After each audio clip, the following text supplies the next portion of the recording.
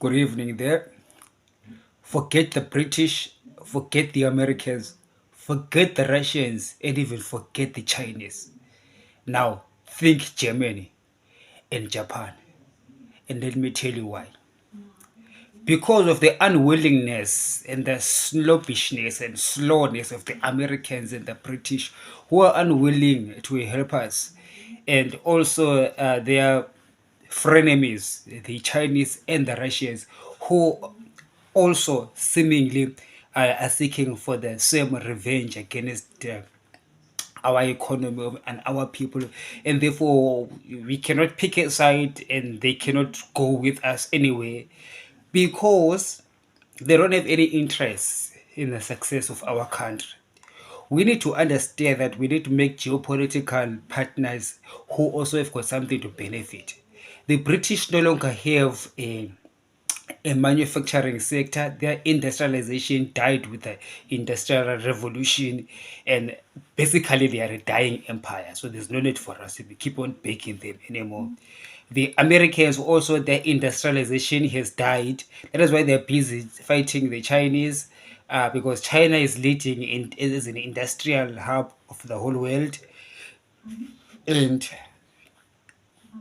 by the way, Americans and the Europeans and the British buy cheap Chinese goods, of which China gets is able to get to produce Chinese cheap goods because of exploiting Africa. So there is no victory that is coming from those four, whether it's China or USA. So now I'm shopping around for Zimbabwe. I'm shopping around for geopolitical partners that make sense. Now, to me, Germany and Japan make sense, and I will tell you why. The Germans still have a manufacturing hub, but their manufacturing has been affected by the first of all the bombing of Nord Stream 2, which uh, which becomes problematic for their uh, gas imports. Gas prices in Europe has skyrocketed ever since the Ukraine Russia war, and that has got a big bearing on the German economy. So German manufacturing needs to carry on. All right, so they might need to get out of Europe, or rather to diversify from Germany, the country, and look for other partners outside.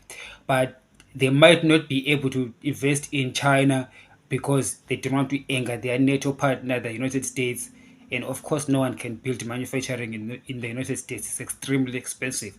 So you need a place with lower labor cost, which is Zimbabwe.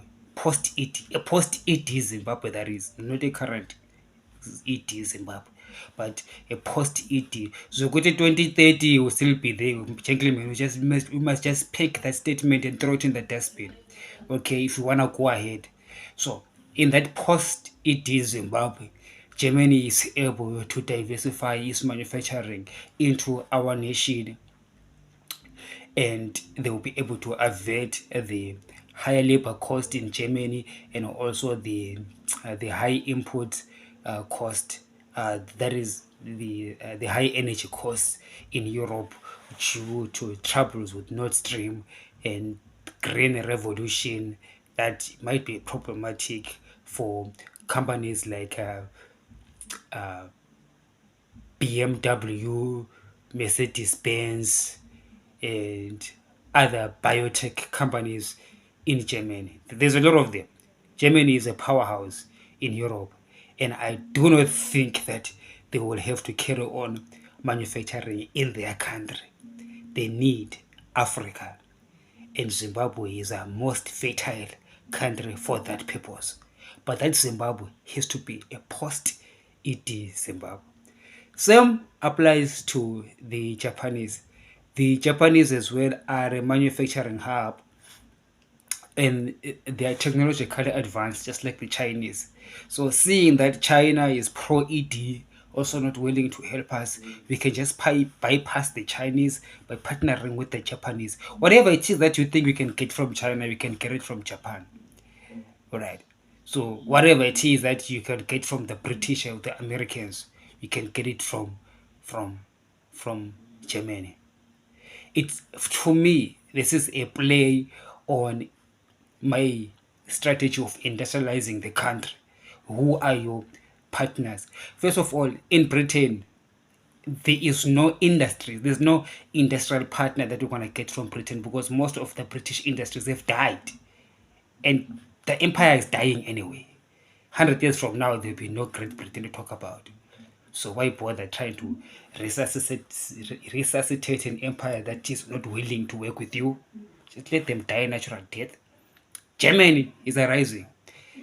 Germany is a powerhouse in Europe, and I don't think that they want to be playing second fiddle even within NATO.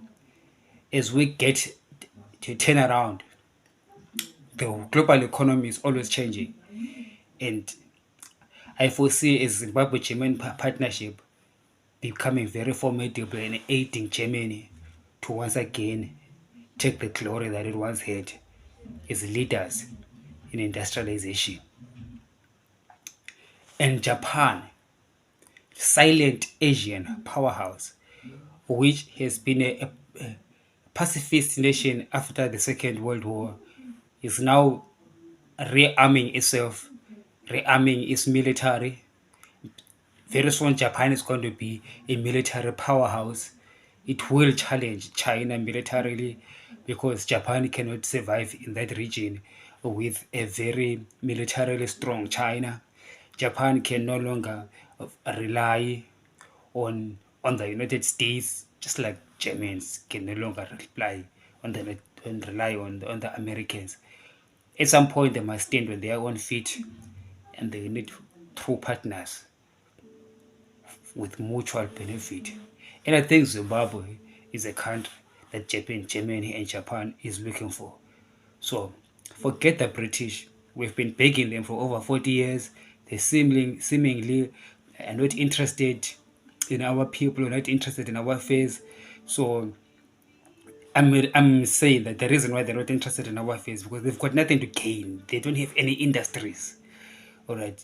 So they don't want to industrialize in Zimbabwe. What are they going to industrialize? They have lost that war of industrialization to the Chinese. They're just buying cheap goods from China. So if you're a Zimbabwe and you're looking into Britain, you're not gonna get much help there because there's nothing that they're looking for in you. They don't care about your gold, your diamonds, your minerals. It's China who buys those, so that China can make cheap goods that they can sell to Britain and USA. So they are happy with that arrangement. Do you understand what I'm saying? The Americans and the British are happy with the arrangement that China has with ED because it is mutually beneficial, both to China, which gets cents on the dollar on our produce, on our minerals, and they make produce that they sell cheaply to these markets, European and American markets. So there's nobody in Europe, America, or China who wants to see a change in Zimbabwe. The status quo is good for them. So forget them. Let's take a look at people who would have a direct benefit from a post-ED era, which is Germany with their industries. And in the Far East, it is Japan that would be interested in Africa. Because also Japan has gone through some what do you call it, stagnation ever since the 90s, almost a 20-30 year stagnation in Japan. It has just been said that Japan needs just foreign workers, Zimbabweans can fill in that gap. As we industrialize our country, we can use a lot of Japanese companies to build fast railroads, to construct huge construction deals. Can be done with the Japanese. Bypass the Chinese because they don't want to remove ET. So why bother them? So let's look for partners that will benefit from our success and will also benefit from partnering with them. And let's forget the partners that benefit from our operation. Even though they could benefit from our success, but they don't see it that way.